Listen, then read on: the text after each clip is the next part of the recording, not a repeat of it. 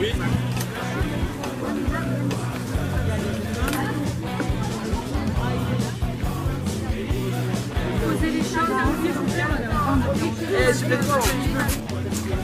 donc là c'est enfant. Il faudrait peut-être en faire un peu d'enfants, c'est que les enfants ils en ont. Ces députés qui viennent partout nous répéter: il faut qu'on libère la croissance, pas de croissance sans confiance. La confiance dans la concurrence notre seule chance. Il faut affronter le marché, le grand marché mondialisé. Et ça réclame des sacrifices, on ne peut plus vivre comme jadis. Faut accepter, faut s'adapter, dans les retraites il faut tailler. Et la santé doit rapporter, les autoroutes qu'il faut brader. À nos enfants, nos pays, notre pays, un jour d'espoir est arrivé.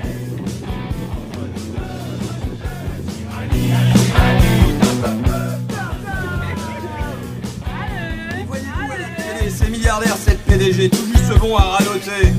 Travailler plus pour gagner plus, consommer plus et produire plus. Il faut bien vendre pour acheter, exporter pour importer.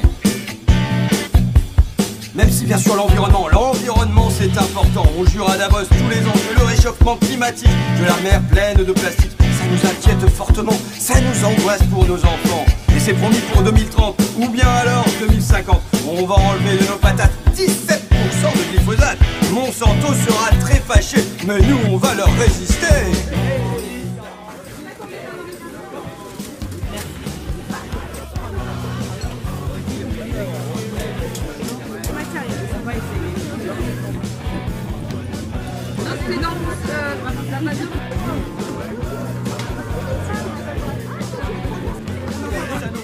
Et la planète fait place nette. Plus d'hirondelles, plus de moineaux, plus de sauterelles et plus d'oiseaux.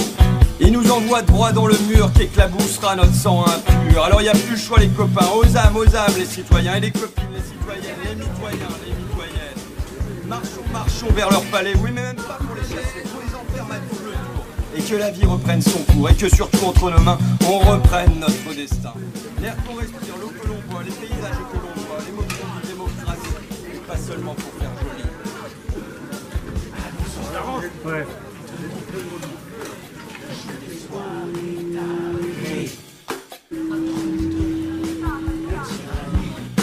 Tout un peuple doit se lever.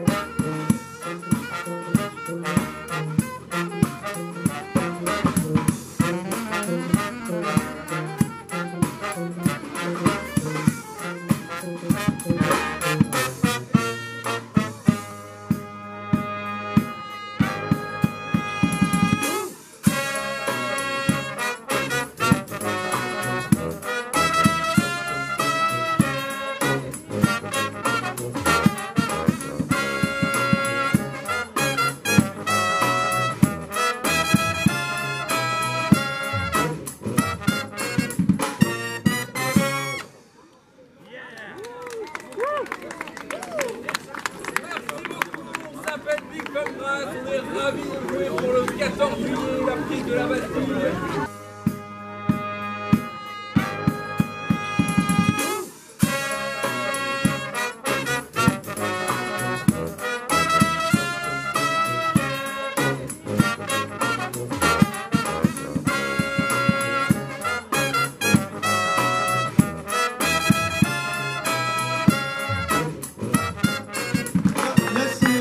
Alexis, qui va remettre la médaille. Marie-Jo, tu viens? Non.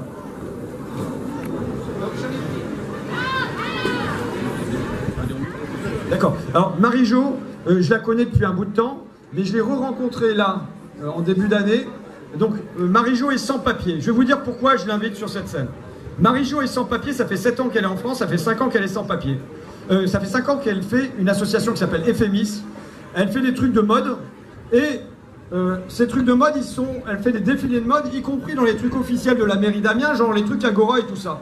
Et bien qu'elle soit invitée pour ces défilés de mode dans les trucs officiels, elle continue d'être sans papier.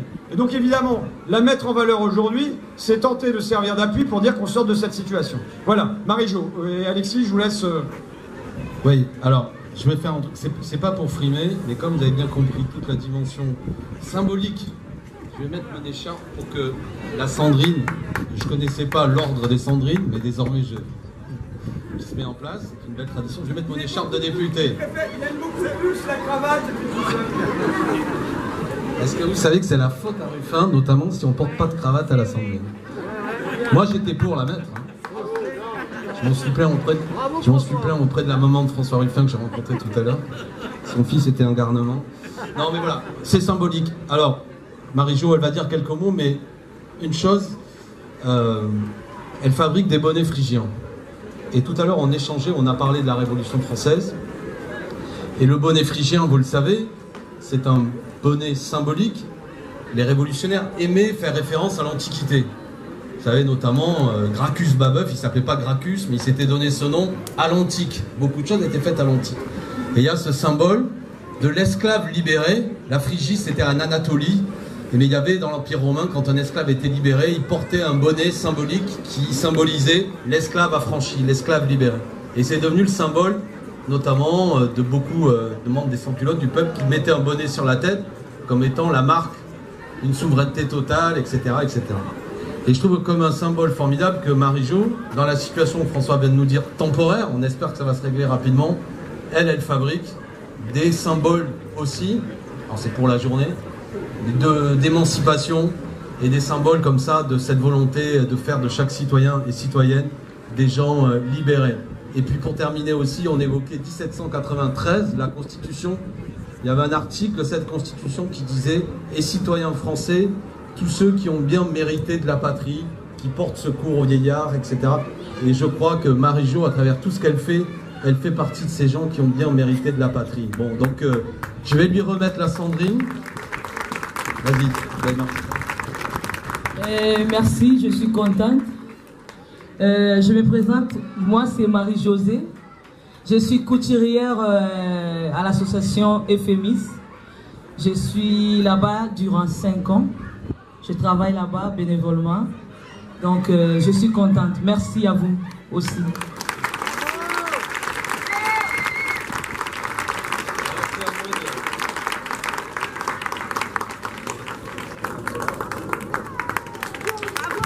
Merci. Et je voulais remettre aussi, je fais un bonnet en africaine. Je vais remettre messieurs les députés. Merci. Merci à vous.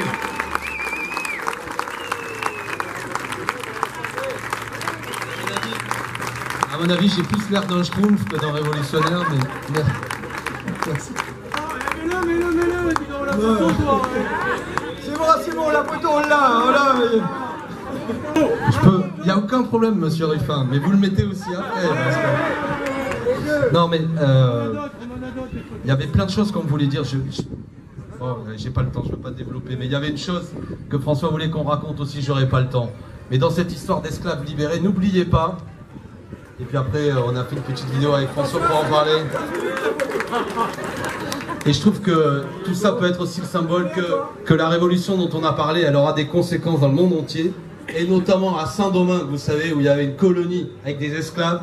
Et la grande révolution dont on parle, c'est celle aussi qui, le 4 février 1794, abolira l'esclavage, grâce à une révolte d'esclaves qui commencera aussi en août 1791, quasiment un mois après ce que je vous ai raconté. Il y aura en Haïti, enfin à Saint-Domingue qui est dans Haïti, un début d'une révolte d'esclaves. Toute cette histoire est formidable, les amis, il faut la raconter, il faut la raconter. Il y a un vers de René Char, le poète, qui dit « Notre héritage n'est précédé d'aucun testament. On a un héritage, mais le testament, il faut qu'on l'écrive avec des fêtes comme ça. » Voilà, François. J'ai fait le malin. Ah non. Attends. Il fait le prof d'histoire pour se défiler pour le bonnet. Exactement. je vais mettre le bonnet. Mais je souhaite garder un droit de circulation des photos. Alors, vous allez tous me donner votre adresse mail après, et chaque fois que vous utiliserez la photo, vous reverserez des royalties. Bon, je mets le bonnet. Eh ben, il l'a fait.